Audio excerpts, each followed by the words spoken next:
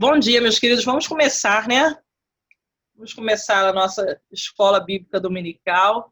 Que Deus nos ajude, Deus nos abençoe, nos faça entender aí tudo aquilo que Deus tem para nós nessa manhã. A gente vai começar orando. E eu vou pedir nesse momento para a irmã Virgínia, está aí do lado do irmão Éder, para a irmã Virgínia orar para a gente começar. Vou liberar o microfone aqui. Já liberou. Oremos. Nosso Deus e Pai, graças te dou, Senhor, por esse dia, um dia lindo, maravilhoso. Amém. Que o Senhor esteja, Deus, no coração de cada um. Ó Deus, toma providência das nossas vidas. Dai o poder do Espírito Santo para cada um de nós. O Senhor possa estar regendo todas as nossas vidas. Dai o perdão e os agradecimentos também, ó Pai. Tudo isso nós te pedimos, nós te imploramos, ó Deus, na fé que temos em Ti. Senhor, cuida da nossa região, tudo o que Tu podes fazer por ela e por alguém que não está merecendo, mas Tu podes, ó Deus. É verdade. Senhor, dai força e coragem, anima-nos todos os dias. Tudo isso nós te pedimos e nós te agradecemos. E agradecemos também pela nossa pessoa frente do nosso trabalho, Em nome que de já Jesus. dá, ó Deus, o entendimento para cada um. Tudo isso eu te peço e te agradeço. Em nome de Jesus. Amém. Amém. Amém. Amém, amém. Que bom. Hoje nós vamos começar um material novo, né, da escola bíblica dominical, como a gente avisou ontem, está aqui, ó. Juntos somos melhores, né? Tá ao contrário aí, mas dá para ver. Né? Juntos somos melhores, de Rick Warren. Esse material ele vai ser disponibilizado lá nos grupos do Zap, né? Toda semana a gente vai colocar o capítulo lá disponibilizado para os irmãos lerem, né? Para os irmãos acompanharem o nosso estudo. Então, todas as semanas, hoje quando acabar aqui, quando a gente acabar as atividades, já vai estar lá a lição 1, né? Da semana que vem, que nós vamos dar a lição 1. E hoje a gente vai fazer uma introdução sobre o assunto, para que a gente entenda qual é o propósito, qual é o objetivo da gente estudar esse material nesse momento. E eu vou pedir para que os irmãos abram as suas Bíblias em Filipenses, capítulo 1, versículo 27. Filipenses 1, 27.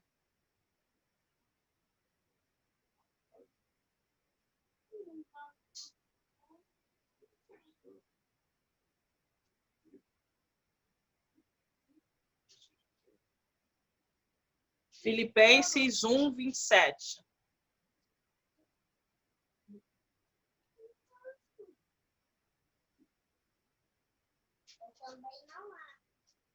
Filipenses 1, 27 diz assim: Contudo, seja o que for que me acontecer, lembre-se sempre de viver de maneira digna do Evangelho de Cristo, de tal maneira que quer os veja de novo, quer não, eu continue a ouvir boas notícias de que vocês permanecem lado a lado com um só e forte propósito: anunciar o Evangelho.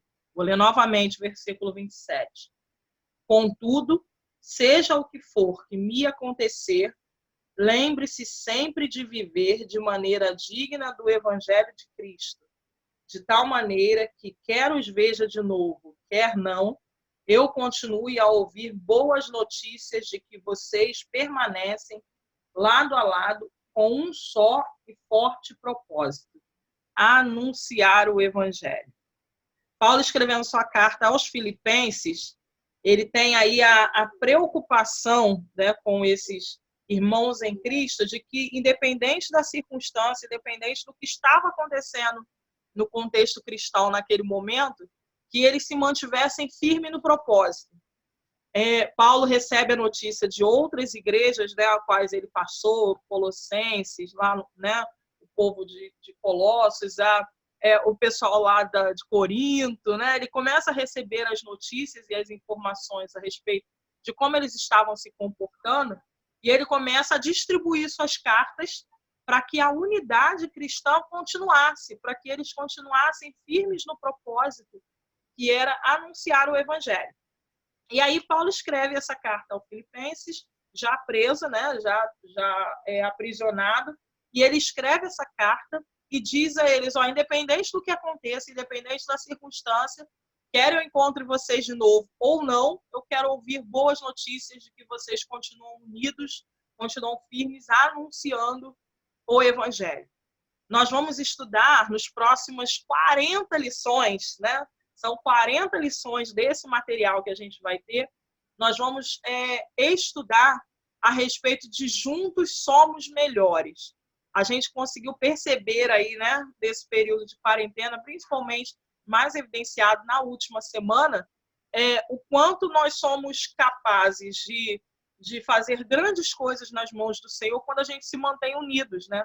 Nós vimos aí a bênção que foi a semana de celebração que nós realizamos aí através desse aplicativo, né, que nós realizamos junto como igreja. A gente viu o quanto foi abençoador, todo mundo sentiu, né, todo mundo percebeu que o Senhor continua agindo, mesmo que a gente esteja em momentos de confinamento, mas a gente conseguiu perceber Deus agindo e atuando nas nossas vidas e na vida das outras pessoas que participaram com a gente também. Por isso, a gente precisa se manter focado. Um dos grandes desafios na volta da quarentena vai ser as pessoas se manterem centradas, né, focadas, se manterem focadas na continuidade da pregação do Evangelho. A gente vai ter tantos desafios quando a gente voltar, a começar pela reorganização da vida. Nós vamos ter tantas coisas para fazer que, de repente, o estar na casa de Deus, o estar estudando a palavra de Deus vai ficar em segundo, terceiro, quarto plano. Nós vamos ter tantas necessidades de ver todo mundo que a gente está com muita saudade de ver, que, de repente, esse momento de comunhão na casa de Deus, ela vai ficar como um dos objetivos finais daquilo que a gente pretende fazer quando voltar da quarentena.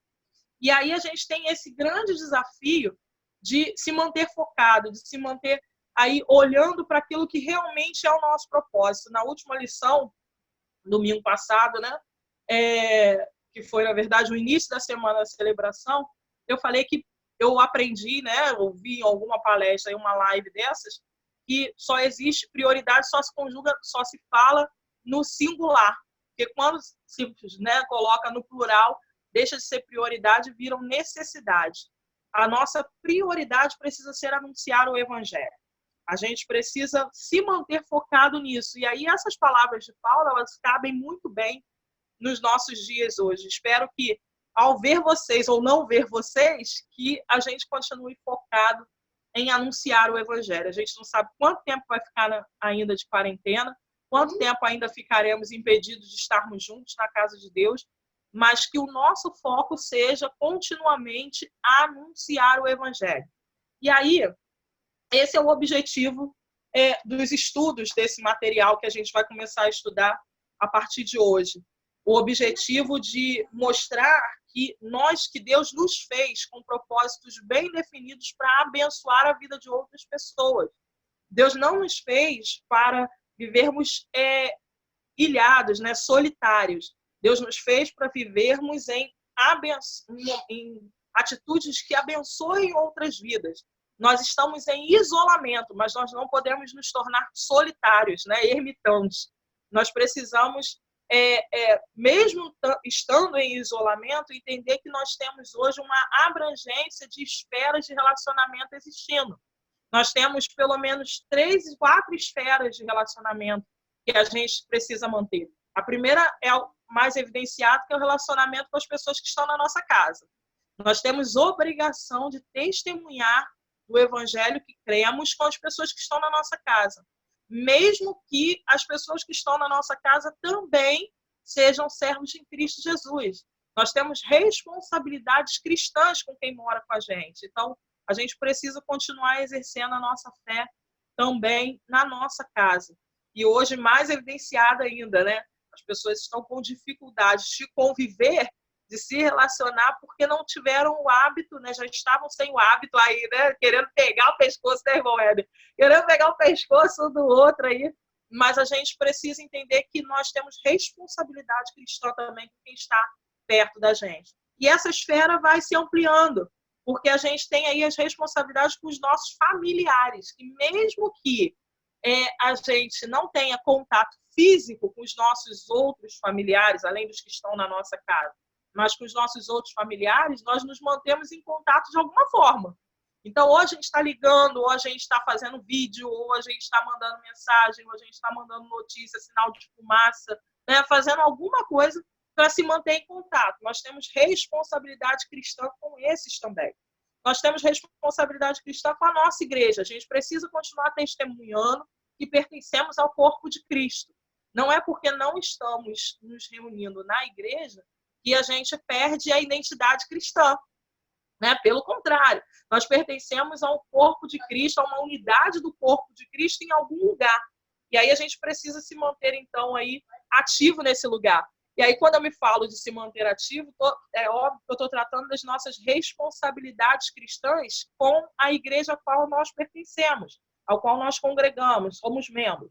Nós temos a responsabilidade do testemunho, nós temos a responsabilidade da fidelidade, da mordomia dos nossos bens, a devolução dos nossos dízimos e ofertas precisa continuar existindo, né? Não é porque não estamos nos reunindo na casa de Deus que as nossas responsabilidades cristãs elas se desfizeram, né? Diante de tudo isso que está acontecendo. A gente precisa continuar em contato com os nossos irmãos em Cristo e aí edificando mutuamente uns aos outros, né? Nunca se fez tão presente a orientação bíblica de que quando nós falamos uns com os outros, precisamos estar com hinos, salmos, cânticos, orações de gratidão. Então, hoje, a nossa conversa precisa girar em torno disso, de abençoar vidas, de abençoar os nossos irmãos em Cristo, de fortalecê-los, de edificá-los, né? Nenhuma palavra torpe saia da nossa boca nesse momento. Não sai em momento nenhum, mas nesse momento muito menos. Que as nossas palavras edifiquem vidas. E a gente tem a responsabilidade com a nossa circunvizinhança. Hoje, os nossos vizinhos, eles não estão nos vendo, mas eles estão nos ouvindo. Eles estão nos percebendo. E aí, a gente precisa manter a nossa responsabilidade com a nossa circunvizinhança. E os nossos vizinhos hoje são a nossa rede social, né? Os nossos vizinhos, a gente está se encontrando nas redes sociais. Eles estão olhando o que a gente está falando, o que a gente está pensando, o que a gente está compartilhando. Então, as pessoas que nos cercam estão nos encontrando de alguma forma. E a gente precisa ter responsabilidade também com aquilo que a gente testifica nas redes sociais, naquilo que é visível, naquilo que eles estão escutando da gente também na nossa casa. Então, as nossas esferas de relacionamento, elas continuam existindo. Nós não estamos solitários, nós estamos em isolamento, que é diferente. Deus não nos fez para sermos solitários. Deus nos fez para mutuamente nos relacionarmos e, através dessa mutualidade relacional, a gente consiga entender e perceber os propósitos dele para a nossa existência. E aí, a gente vai, ao longo das 40 lições que a gente vai ter, nós vamos ter algumas divisões em relação a esses propósitos pelo qual Deus nos criou. E é o que a gente vai estudar ao longo dessas 40 semanas, né, dessas 40 lições. E nós temos pelo menos 5 razões pelas quais Deus nos criou. A primeira razão, Deus nos criou para adorarmos a Ele. Através da nossa adoração, nós conhecemos a Deus, nós reconhecemos Deus e nós demonstramos o nosso amor e o nosso afeto por Deus. Quanto mais eu conheço a Deus, mais eu reconheço em tudo que acontece na minha vida. Quanto mais eu reconheço Deus naquilo que acontece na minha vida, maior é a minha necessidade de demonstrar a minha gratidão, o meu amor, né, devolver aquilo que Ele me dá como bênção, né, para derramar na vida de outras pessoas. Então, quanto mais eu me relaciono com Deus, mais uma vida de adorador eu tenho, né? E aí Deus procura aqueles que o adoram em espírito e em verdade. Então, aqueles que o adoram porque creem e aqueles que o adoram porque reconhecem verdadeiramente o Deus que creem, né? O Deus que a gente segue. Não somos como Jó, né, antes de conhecer a Deus verdadeiramente, que disse: antes eu te conhecia só de ouvir falar. Nós não conhecemos a Deus só de ouvir falar. Nós reconhecemos Deus por aquilo que nós vemos Deus fazer na nossa vida. O outro propósito pelo qual Deus nos criou é o de comunhão. Nós aprendemos uns com os outros. E aí, nesse aprendizado mútuo, né, precisa de comunhão, precisa de um relacionamento de comunhão. E aí não é só um eu te conheço e você me conhece. É um eu participo da sua vida e você participa da minha. Sabe aquela história de não cuida da sua vida que eu cuido da minha? Para crente isso não existe. A minha vida faz parte da sua vida. A sua vida faz parte da minha vida. Precisa ser assim. Quando lá em Atos 2 a gente vê que eles estavam o tempo todo reunidos juntos, é óbvio que eles sabiam da vida um do outro. É óbvio que eles sabiam exatamente o que o outro estava passando. Por isso eles tinham tudo em comum. Por isso eles conseguiam repartir o que tinham. Por isso eles conseguiam ajudar os necessitados. Por isso eles conseguiam estar próximo daqueles que precisavam, daqueles que estavam chorando. Porque eles tinham tudo em comum. Inclusive, essa relação de comunhão era algo que eles apresentavam como uma prática de vida, né? Uma naturalidade na vida deles. Então, essa comunhão que Deus nos criou para ter, não é uma comunhão só de estarmos juntos, mas é uma comunhão de participarmos da vida um do outro. Outro propósito pelo qual Deus nos criou é a de discipulado. Quando Deus orienta a gente naquilo que a gente precisa fazer, Ele espera que a gente faça e que ensine outros a fazer. Ele espera que a gente, na medida em que aprendemos do Senhor, a gente compartilhe com outros como viver, como fazer também. Foi assim que Cristo fez com os seus discípulos e que os seus discípulos fizeram com toda a humanidade até chegar em nós. Quando nós reconhecemos Cristo como nosso Salvador, ele se torna o nosso modelo. E quando ele se torna o nosso modelo, nós nos tornamos modelo para outras pessoas também. Aí aquela frase, né, que eu sempre que posso, eu brigo a respeito dessa frase, né, digo que essa frase não é verdadeira, quando a gente ouve por aí pessoas dizendo assim, olhe para Cristo, mas não olha para mim, não. A gente tem que andar seguindo Cristo. Isso é se eximir de uma responsabilidade que Deus nos deu, um comissionamento que Deus nos deu. Deus nos disse que nós deveríamos ir por todo o mundo pregando o evangelho e ensinando os outros a guardar tudo o que nós aprendemos. Então, nós nos tornaríamos o exemplo daquilo que Deus queria que Deus quer que toda a humanidade seja que é servo dele. Então, não existe essa história de a gente não pode olhar para homem, né? Não olha para o homem, não, olha para Deus. Olha para Deus para ser salvo. E olha para o homem para aprender a viver como é ser salvo. Precisa ser assim. Nós precisamos ser exemplos de como ser salvos em Cristo Jesus, como viver uma vida de alguém que foi salvo em Cristo Jesus. Lembra de Paulo? Paulo, se a gente acreditar que a frase de não olhe para os homens, olhe para Deus é uma verdade, é uma máxima do Evangelho, a gente vai dizer que Paulo foi um arrogante. Porque Paulo disse assim, olha, faz o que eu faço, porque o que eu faço é o que Cristo faz. Então, me imite, né? Sejam meus imitadores. Paulo chama a responsabilidade para ele. Sejam meus imitadores. Quando a primeira vez, já falei isso em outra aula que dei lá na igreja, quando a gente estava junto, a primeira vez que os cristãos foram chamados de cristãos foi de uma forma pejorativa, foi uma zombação, uma zombaria, foi um bullying. E quando eles foram chamados de cristãos é porque eles estavam completamente parecidos com Cristo. Então, eles olharam para os cristãos e disseram, lá vão os cristãos, lá vão aqueles que fazem como aquele Cristo que viveu aqui com a gente. E aí, hoje, qual é a nossa responsabilidade? É de sermos cristãos como aqueles cristãos, que as pessoas olhem e digam assim, nossa, olha lá o que Cristo quer que a gente faça. É desse jeito que Cristo quer que a gente viva. Então, a gente não pode se eximir da responsabilidade cristã. A gente não pode se eximir da responsabilidade do testemunho cristão, do exemplo cristão, do exemplo de vida salva. As pessoas, se todo crente for como nós somos, se pergunta aí agora, né, se autoavalia aí agora, Se todos os crentes fossem como nós somos, que tipo de povo cristão nós teríamos hoje? Se todos fossem como eu, que tipo de cristãos nós teríamos hoje? Então, um dos propósitos também pelo qual Deus nos criou é para viver uma vida de discipulado.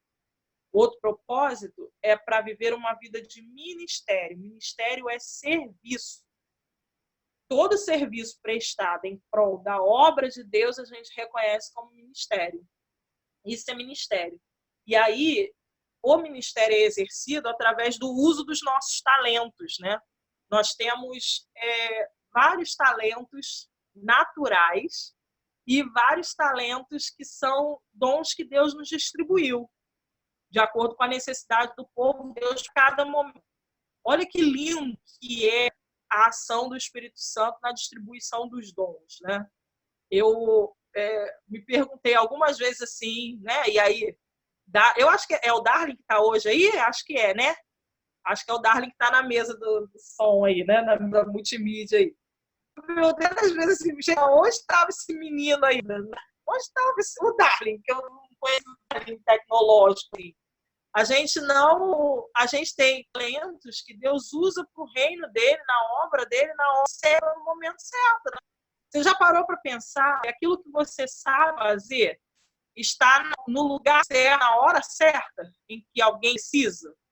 Você já parou para pensar que algumas vezes as pessoas dizem: nossa, graças a Deus você apareceu. Se não fosse você, o negócio não aconteceria. Porque o seu talento foi usado para abençoar a vida. Ministério tem a ver com esse uso do talento para abençoar vidas, para um serviço do reino, para um serviço de colaboração para a continuidade do anúncio do evangelho. Então, toda vez que a gente usa o nosso talento, toda vez que a gente usa o nosso dom, aquilo que a gente sabe para abençoar vidas, a gente usa como ministério. A gente está voltando aí, né, para o princípio de Deus pelo qual ele nos criou.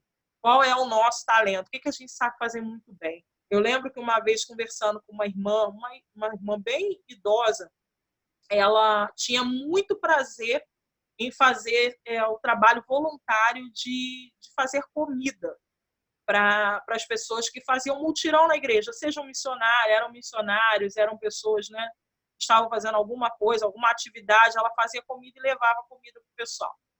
E aí eu conversando com ela, e ela disse assim: minha irmã, eu não sei fazer nada, não. Né? Eu não tenho talento de pregar, eu não tenho dom de pregar, eu não tenho dom de dar aula, eu não tenho dom de cantar, eu não tenho dom de nada. Mas aí o que eu sei é cozinhar. E aí um irmão que estava do lado, né, virou para ela e disse assim: minha irmã, a senhora tem o dom exato para aquilo que a gente precisa. Porque se a irmã soubesse pregar, a senhora ia ser mais uma no meio do mutirão. E nós ficaríamos com fome. Se a irmã soubesse cantar, seria mais uma no meio da equipe de louvor, e nós ficaríamos com fome. Se a irmã soubesse dirigir, dar aula, seria mais uma no meio desse pessoal, e nós continuaríamos com fome. Então, Deus percebeu que precisava da irmã para fazer a alimentação para a gente, para que a gente continue pregando, ensinando, anunciando, fazendo tudo aquilo que a gente está fazendo. Então, qual é o seu dom, qual é o seu talento? O que você pode contribuir no reino de Deus, no avanço do reino de Deus? A gente tem aí hoje muitos necessitados à nossa volta. O que a gente pode fazer para abençoar? Eu conheço 3 pessoas que sabem costurar e estão fazendo máscaras para o pessoal da Cristolândia, para o pessoal dos abrigos, né, do lar do idoso, lar do ancião. Está fazendo máscara para outras unidades de abrigo cristão. Então, ela está usando desse talento de costurar, né? Está uma Dorcas, né? Está usando desse talento de costurar para poder fazer as máscaras para abençoar pessoas, para abençoar vidas. Está distribuindo máscara para as pessoas que precisam e que não tem como recorrer não tem como comprar, né, essas máscaras. Então, o que a gente sabe fazer? O que eu posso fazer? Esse exercício do ministério é o nosso propósito. É o propósito de Deus para a nossa vida. E o 5º propósito pelo qual Deus nos criou é o de missões. Todos nós fomos chamados para evangelizar. O ID não é para quem tem o dom de pregação. O ID não é para quem tem o dom de evangelismo. O ID é para o cristão. Deus nos manda ir anunciar o evangelho e ensinar a guardar o que nós temos aprendido. Então, se a gente tem aprendido alguma coisa de Deus, o ID é para nós. O ID é para a gente. Se a gente tem aprendido a respeito da palavra de Deus, o ID é para nós. O ID é para criança, o ID é para adolescente, o ID é para jovem, o ID é para idoso, o ID é para o surdo, o ID é para o ouvinte, o ID é para o cego, o ID é para o aleijado, né? O deficiente físico, né? O ID é para todo mundo. O ID é para todos que aprendem da palavra de Deus. E aí, se nós sabemos esses propósitos, se nós entendemos que temos esses propósitos, nós vamos aprender, então, como viver todos esses propósitos de forma saudável e equilibrada. Porque só o saber não configura o fazer. Só o saber não configura o fazer. Eu posso saber fazer qualquer coisa, mas se eu não colocar a mão na prática, né, não colocar a mão na massa e fazer, só o saber não muda nada. Só o saber de nada funciona. É como o bom professor que tem muito conhecimento, mas que não sabe passar esse conhecimento para ninguém. Ninguém entende o que ele está falando. Então, só o saber não ajuda. A gente precisa de habilidade. Toda vez que nós somos resgatados por Cristo Jesus, ele trabalha não só na nossa alma, não só na salvação da nossa alma, né, não só nessa vida eterna pós-morte, mas ele trabalha na vida eterna, começando a partir do momento que nós conhecemos Cristo. Essa eternidade é ressuscitada em nós. Nós não fomos criados para morrer. Adão e Eva não foram criados para morrer. Eles descobriram a morte após o pecado, mas eles não foram criados para morrer. Tanto que, se nós lermos a Bíblia lá no início, lá em Gênesis, a gente vai perceber que que os homens viviam muitos anos. Viviam muitos anos. A gente vai encontrar aí pessoas com 700 anos, 800 anos, né? 900 anos. A gente vai encontrar Enoque com 600 sendo carregado. Ele nem morreu, foi carregado por Deus. Então, a gente vai encontrar aí pessoas que viviam muitos anos, até que em determinado momento Deus olha e, por causa da maldade do homem, ele diz, olha, vamos reduzir os dias de vida do homem. Imagina alguém muito truculento, alguém muito violento, vivendo 300 anos, 800 anos, né? É difícil pensar em alguém muito mal viver tantos anos. É mais tempo para gerar maldade, né? É mais tempo para aprender novas maldades. É mais tempo para ter mais tempo para fazer maldade. E aí, Deus ele olha com misericórdia e reduz o tempo de vida do homem. E aí ele vai chegar, o salmista vai chegar ao extremo de dizer assim, olha, até os 70 a gente vive, depois de 70 é cansaço e fadiga. E aí eu vou ver as notícias da televisão e vou ver que tem senhores e senhoras de 80, 90 anos, 102 anos, né? Um senhor que fez aí a caminhada, né, em prol do Covid-19, estava com 102 anos caminhando, circulando, correndo, pulando, participando de maratona. Quer dizer, 70 anos, depois de 70 anos, é cansaço e fadiga para quem não reconhece o que Isaías reconheceu, que aos velhos ele daria asas para voar, né? Faria ter força nova, faria ter vigor novamente, e os jovens é que se cansariam, os jovens é que estariam cansados. Eu sou uma jovem de 20 e alguns aninhos, já cansada. Os jovens é que se cansariam, os jovens é que teriam problema de cansaço, porque os idosos que conhecessem a Deus teriam as suas forças renovadas, né? A esperança do mundo não está no jovem, não está na criança. A esperança do mundo está nos idosos. A esperança está nos idosos, por conta de toda a experiência que carregam. Então, se você... né, aquela história, aquela historinha, né, que a gente ouve aí de vez em quando, que é se você tem um bote, tem um neném, um jovem, um idoso, quem você leva? Eu levo o idoso, porque o idoso vai ajudar todo mundo que sobreviver a se manter vivo, né? O neném não vai sobreviver sozinho, o jovem vai fazer muita besteira, então eu levo o idoso. Então, o idoso, ele ajuda a gente a sobreviver. E quando ele é de Cristo, ele traz aí esse renovar de Deus. Então, viver uma vida de qualidade, uma vida saudável, uma vida equilibrada, tem a ver com entender os propósitos de Deus, esses 5 propósitos de Deus para a nossa vida. Por isso que nós vamos estudar. Nós aprendemos sobre como retornar à santidade, como entender a santidade de Deus, como ela nos cerca, o que Deus espera que nós, como Deus espera que nós vivamos em santidade, próximo à santidade dele. Agora, nós vamos entender como nós vivemos dentro dessa santidade de forma equilibrada. Não sou santarrão e nem estou livre para pecar. Paulo vai, né, o mesmo Paulo, vai dizer para a igreja de Cristo o seguinte: o que vamos fazer? Se Cristo morreu na cruz por nós, uma vez agora somos livres, vamos viver por aí pecando? Não, não vamos pecar. Em contrapartida, o que vamos fazer? Vamos achar que a todo momento a gente precisa colocar Cristo na cruz de novo? Não, também não. Precisa ter um equilíbrio, precisa ter uma vida equilibrada de santidade e de vida cristã.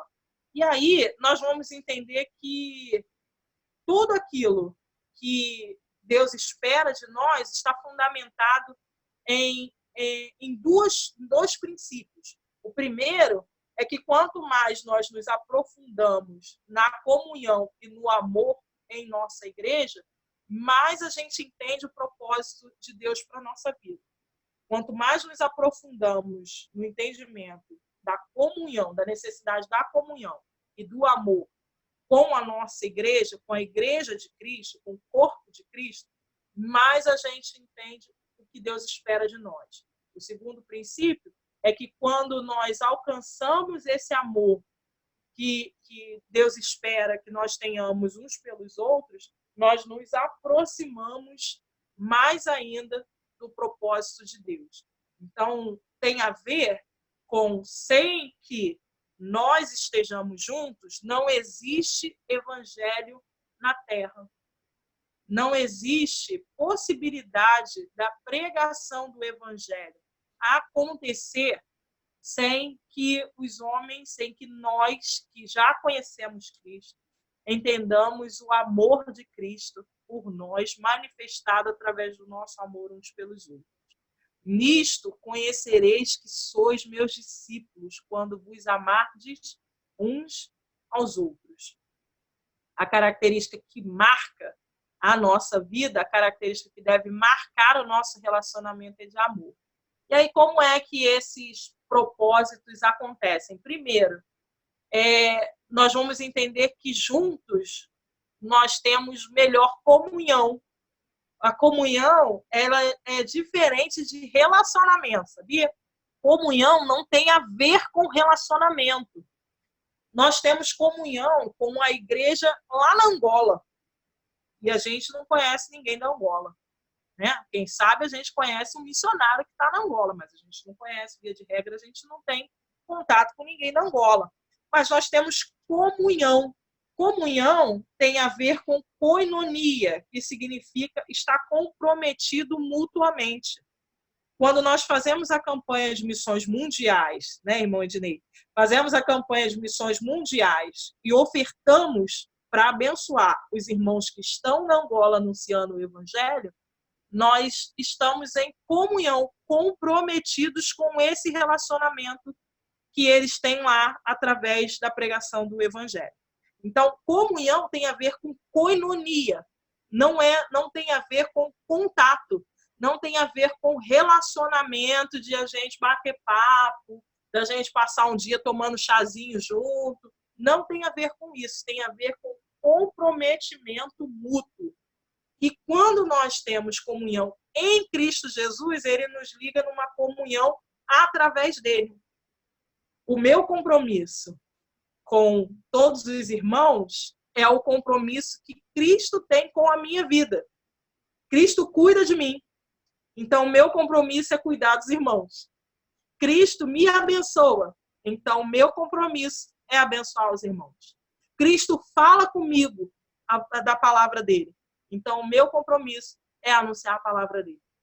Quando eu tenho comunhão em Cristo Jesus, essa comunhão, aliás, quando eu tenho comunhão com Cristo Jesus, a minha comunhão com o próximo se torna uma comunhão em Cristo Jesus também. Por isso, nós somos chamados de irmãos e não primos. Porque a gente se torna uma família só e tudo que uma família tem, principalmente entre os irmãozinhos, né? Lembra do relacionamento com o irmão? Quem é filho único aí não vai entender isso, né? Mas quem tem irmão sabe como que é relacionamento dos irmãos, né? É sempre uma paz, uma serenidade, né? É muito tranquilo, muito calmo sempre. Só que não, né? A gente tem aí os momentos de atrito. Mas o que acontece? O que acontece via de regra entre os irmãos? Eu posso falar mal do meu irmão, mas não fala mal do meu irmão não, hein? Não fala não que o negócio fica feio pro seu lado. Então, eu posso falar mal do meu irmão, mas outra pessoa não pode não. Quando a gente tem comunhão em Cristo Jesus, através do nosso relacionamento é baseado nessa comunhão em Cristo Jesus, o que acontece é que a minha comunhão com os meus irmãos, a nossa comunhão mútua, tem a ver com um não preciso gostar de você. Olha que interessante isso. Eu não preciso gostar de você. Você acha que Jesus, como homem que foi, né, 100% homem, que Jesus não tinha hora que olhava para aqueles fariseus e pensava assim, mas que gente chata, né? Tinha hora que você acha que ele, em momento nenhum, naquele momento em que Pedro lá foi, não, é claro que nós vamos estar com o Senhor, é óbvio, ele não olhou e disse assim, mentiroso, sem vergonha, né? Quando Judas beija ele, vai, anda logo, faz o que você tem que fazer. Olha a frase de Jesus, né? Você acha que ele vira para Judas e diz assim, o que tem que fazer, faz logo. Vai, para de enrolar, para de puxar, né? Meu saco, vem logo, faz logo o que tem que fazer. Você acha que não tinha hora em que Jesus, homem, ele precisava entender a comunhão dele com aquele pessoal dele, com os 12 dele? É óbvio que tinha. Ele tinha que entender que o propósito era maior do que a necessidade. Ele tinha que entender que o que ele estava fazendo ali era muito maior do que qualquer problema que acontecesse. Hoje é incabível nos tempos que a gente está vivendo agora, que alguém não participe do corpo de Cristo por falta de comunhão com alguém. Nós estamos na pior fase da humanidade, que é de isolamento. O ser humano se desequilibra no isolamento. O ser humano não foi criado para ficar isolado, não foi criado para ficar sozinho. E tem gente que ainda consegue achar tempo para ficar brigado com alguém. Como? Para ficar brigado com o irmão em Cristo. Como? Como? A gente, lá no seminário, a gente faz toda semana uma devocional, né? Online. E aí, uma das devocionais foi sobre perdão. E aí a gente falou, hoje o nosso assunto é sobre perdão. Vamos falar de outra coisa, porque isso aí eu já liberei um tempo, porque sozinho. Eu estou sentindo falta até de quem eu brigo, né? Então, não precisa nem do perdão.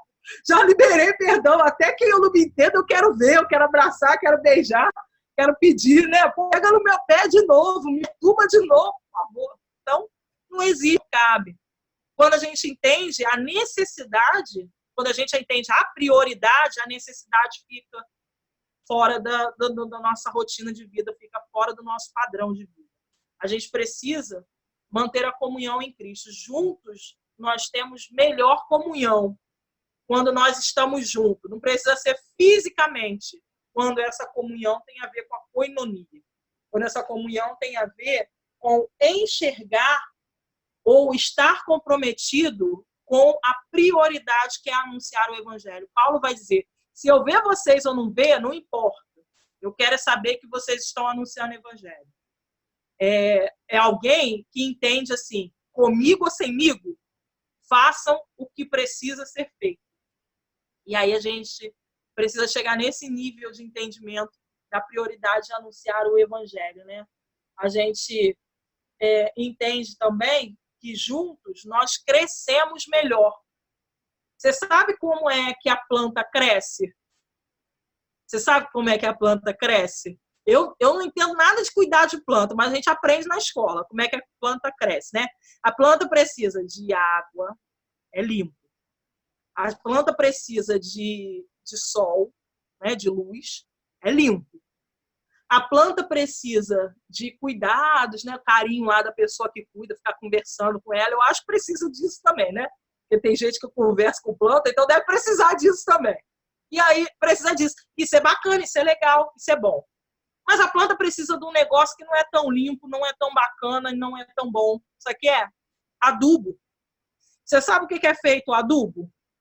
Todo mundo sabe? Faz a mãozinha, todo mundo sabe o que é feito o adubo. Né? O que é feito o adubo? De coisa limpinha? De coisa cheirosa?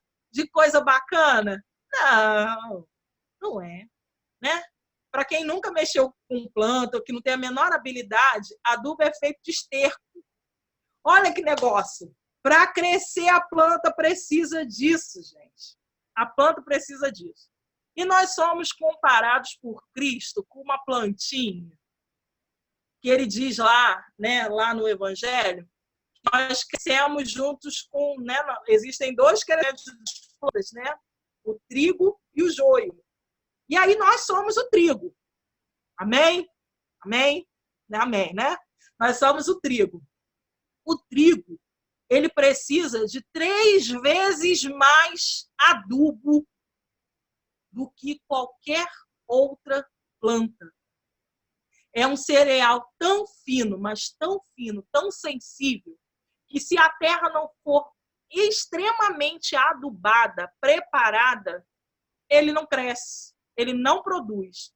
O trigo é uma semente dentro de uma planta, é igual a ervilha, né? Ele é uma semente dentro de uma planta. E para que essa planta cresça e tenha essa sementinha lá dentro, que é o trigo, ela precisa de muito adubo, senão só cresce a planta, é vazia, é oca. Será que foi à toa que Jesus comparou a gente com trigo? Não. Se você ler o texto lá, né, do Evangelho, que diz a respeito do trigo e do joio, se alguém achar o texto aí, pode colocar aí no chat aí para a gente ver a referência, porque eu não separei a referência. Eu anotei aqui, mas não separei a referência. Mas se a gente for olhar lá a comparação, um pouco antes, Cristo fala das atribulações. Ora, sabe como é que vocês vão crescer? Sabe para que vão ser as tribulações, os momentos difíceis na vida do crente? Para crescer. Porque se vocês me mantiverem unidos, permanecerem em mim, vocês vão crescer. Mas a gente precisa estar junto. Junto, nós crescemos melhor. Junto, nós aprendemos a aceitar as dificuldades uns dos outros. Juntos, nós nos encorajamos para aguentar as dificuldades. Juntos, nós nos aconselhamos uns aos outros para aquilo que Deus espera de nós. A gente precisa um do outro para crescer. O plano de Deus é que a gente cresça. Sem relacionamento, a gente não é capaz de desenvolver paciência, bondade, altruísmo, perdão e toda a qualidade cristã que Deus quer que a gente tenha. O fruto do Espírito, ele só acontece com relacionamento. O fruto do Espírito é longanimidade. Você vai ter longanimidade com quem? Com a parede, com a planta? Com o bichinho? Não. Você vai ter longanimidade com as pessoas, com as situações. Você vai ter paciência com quem? Pede a Deus paciência para você ver quem aparece do seu lado. Aquele seu vizinho mala. Pede a Deus paciência para ver o que acontece com você. Aparece muita situação para você aguentar. Muita gente enjoada para você aguentar. Porque nos relacionamentos, é na comunhão que a gente cresce, que a gente aprende. Quando eu era adolescente, eu falava, né? Tem aquela história do... Eu falo mesmo, sou sincero, sou um livro aberto, né? Eu falava demais, falava da conta. E aí, hoje, a gente, né, já passou dos 20 um pouquinho, eu falei que tenho 20 e poucos, né, já para vocês, já contei minha idade, a gente passa um pouquinho, a gente aprende a contar até 10, a beber água, a fazer ouvido de mercador, né? Porque a gente aprende que não é afrontando todo mundo, que não é falando qualquer coisa, que não é respondendo tudo a todos, que a gente ganha, que a gente vence, né? Às vezes a gente tem até a razão, mas a gente perde ela por falar demais, né? Por não frear a nossa língua. Então a gente aprende no relacionamento mútuo, juntos a gente cresce. Juntos, eu não sei, alguém colocou aí o texto, achou o texto? Eu não vi, está ali. Quem botou? Alguém mandou mensagem, mas eu não... Darlene consegue me ajudar? Fui eu, Priscila. Mateus 13, de 26 a... De 24 não, 24 a 46. Isso, a parábola do joio e do trigo é essa a referência. Ah, foi você que colocou. Foi. Muito bem, hein? Muito bem, ó. Mateus 13, 24 e 46. Eu não vou dever só um bombom para Jéssica e Darlene, não. Vou dever, né, a fábrica, uma viagem e a fábrica garoto para vocês, tá bom? Mateus 13, 24 a 46. Está lá a parábola do joio e do trigo. Obrigado, Darlene. Né? Então, se você vê lá, antes Cristo fala das tribulações, né? Antes ele fala da tribulação, ele fala da parábola do joio e do trigo, né? Justificando por que essas tribulações virão, e depois ele apresenta aí a necessidade da gente se manter unidos, se manter firmes e fixos aí com os olhos naquilo que Cristo espera. E aí, juntos, nós servirmos melhor. Eu não conseguiria servir a Cristo bem com o ministério que ele colocou nas minhas mãos, de ensino, de educação, se eu não tivesse o auxílio aí, né, de todas as pessoas. Se eu não tivesse o auxílio dos professores que dirigiram e pregaram, se eu não tivesse o auxílio aí do pessoal da música, né, que ajudou aí, que orientou com a música e que compartilhou, do pessoal da sonotécnica aí, né, dos nossa uma só carne aí junto, a gente não teria tudo que acontecendo nesse tempo. E aí, nós, juntos, nós servimos melhor. Não existe trabalho isolado, né? Às vezes, uma pessoa só aparece, uma pessoa só parece que está fazendo tudo, mas não é isso. Existe um bastidor, né? Existem os bastidores, na verdade. Então, existem os bastidores, onde tem muita gente reunida fazendo a coisa acontecer. E é essa equipe que funciona. Eu lembro no dia da esposa do pastor, que a irmã Maria José, se eu não me engano, falou que nunca viu uma esposa de pastor, né, Marisa, ir para a cozinha. Nunca viu uma esposa de pastor ir para a cozinha, mas talvez seja porque nenhuma esposa de pastor ficou visível na cozinha, né? Porque eu conheço muitas esposas de pastor que vai para a cozinha, sim.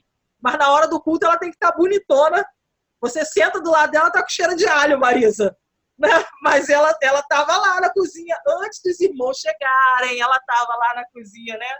Antes dos irmãos fazerem. Então, na verdade, assim, as pessoas, muita gente trabalha sem a gente ver, né? Muita coisa acontece na casa de Deus, funciona na casa de Deus com pessoas que são anônimas, com pessoas que não estão visíveis lá, né? Existe alguém que está lá na vitrine, né, para pegar poeira e pedra, né, pastor? Pedrada, poeira e pedrada, mas tem as pessoas que estão por trás fazendo a coisa funcionar. E nós somos o corpo de Cristo que funciona assim. Você consegue ver seu rim? Você consegue ver seu coração? Seu pulmão? Mas faz um negócio desse aí parar. Vai um negócio desse aí parar, né? Para uma veia na sua perna aí para você ver que desespero que é. Uma veia fininha, rompe ela, para você ver que desespero que é. Né? Um dedinho do pé, eu tenho o dedo do pé quebrado. Eu não consigo mais usar salto por causa do dedo do pé quebrado, que já calcificou quebrado, né, no lugar errado. Eu não consigo mais usar, porque ele está no lugar errado, na posição errada. Então, eu não consigo usar salto. Você, por causa de um dedinho. Ah, mas que é um dedinho no pé, ainda é o dedinho, né, anelar, sei lá qual é o nome do dedinho, mas o dedo que não faz a menor diferença, coitado.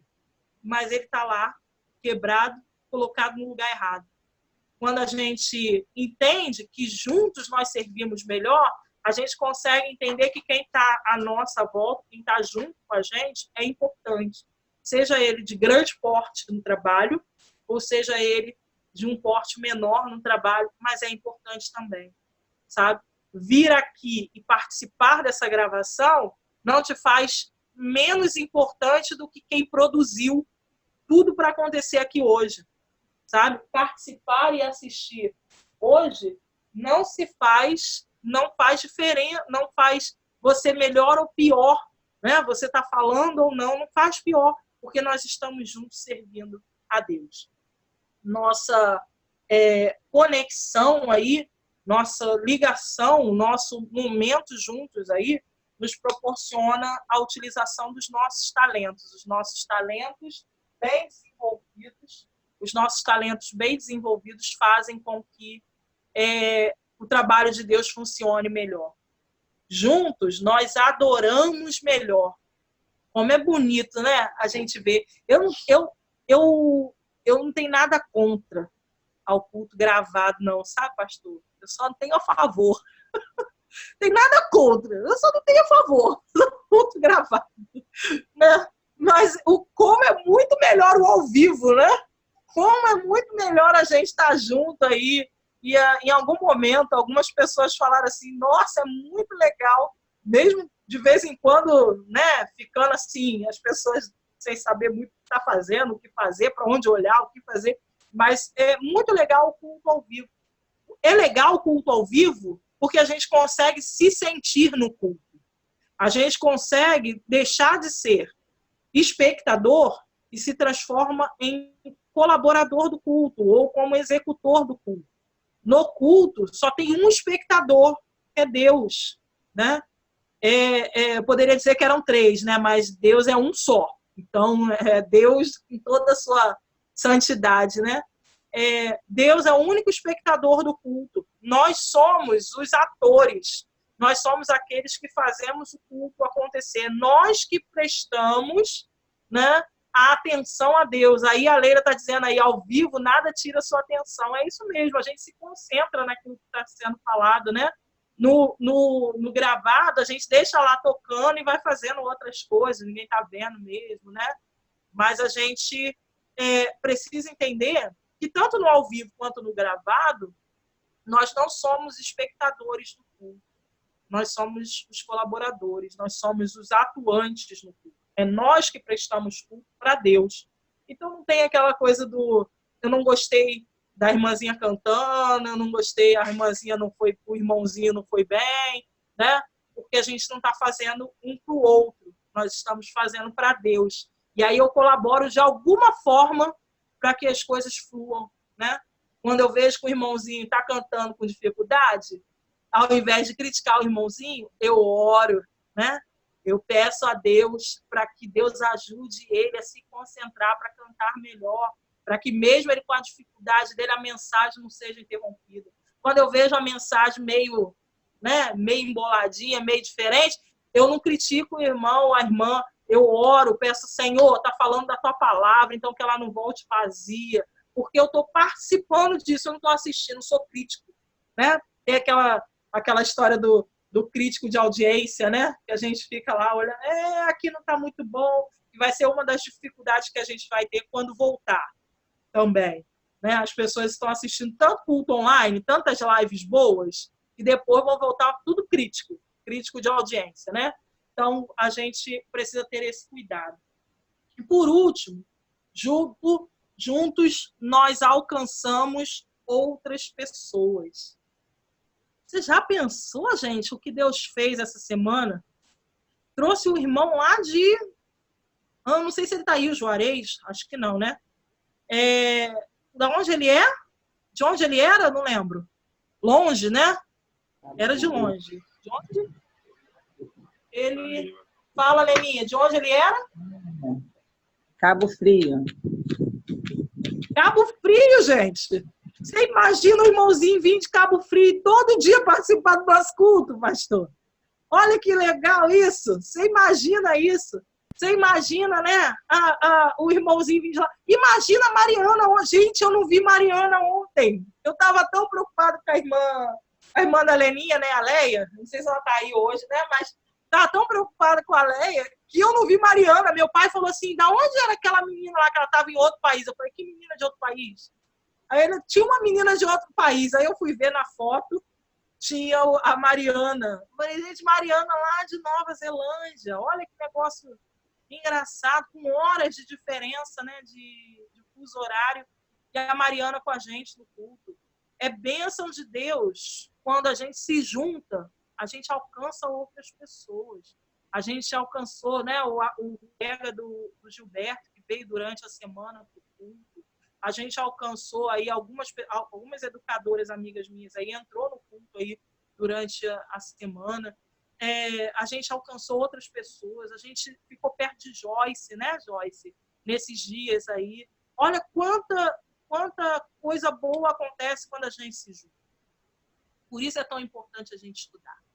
O tema da lição, do livro, do material já diz tudo, né? Juntos somos melhores, né? E que o nosso fundo musical não seja aquela música que representou a verdade das famílias, né, por muitos anos na televisão brasileira. Que o nosso fundo musical não seja essa família muito unida e também muito oriçada, briga por qualquer razão, mas acaba pedindo perdão. Mas que a nossa música de fundo seja Somos Corpo, e assim bem ajustado, totalmente ligado, unidos o amor de Cristo Jesus. E essa seja a nossa música de fundo, né? E essa seja a nossa música da Escola Bíblica Dominical nas próximas lições. A gente vai começar aqui pelo Zoom, mas eu creio que juntos, novamente, lá na igreja, nós vamos continuar estudando a respeito de Juntos Somos Melhores. Que Deus nos abençoe, que Deus nos ajude. Nós vamos encerrar agora, vai passar a palavra para o pastor. Viu, pastor? 10 horas, ó. Aí eu sou obediente. Juntos somos melhores. Tá bom? Nós vamos orar e agradecer a Deus, né, por esse momento. E aí depois a gente passa a palavra para o pastor. Hoje a gente não vai abrir as perguntas, tá bom? A gente vai passar para o culto direto. Mas a partir do ano que vem, nós vamos estar parados em classes. Então, vamos ter a classe de adultos e a classe de jovens e adolescentes. Então, separados, tá? Na sala do Zoom mesmo. Se a gente já estiver, né, em isolamento, a gente vai fazer o Zoom.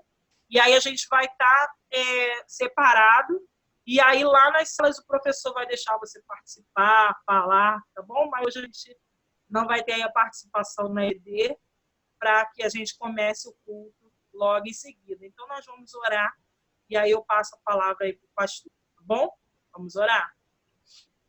Deus amado, muito obrigado, Pai, porque o Senhor nos abençoa, muito obrigado a Deus, porque o Senhor tem um propósito tão completo para a nossa vida, que dá um sentido tão real para a nossa existência, nos faz nos sentir, ó Deus, realmente importantes para o Senhor.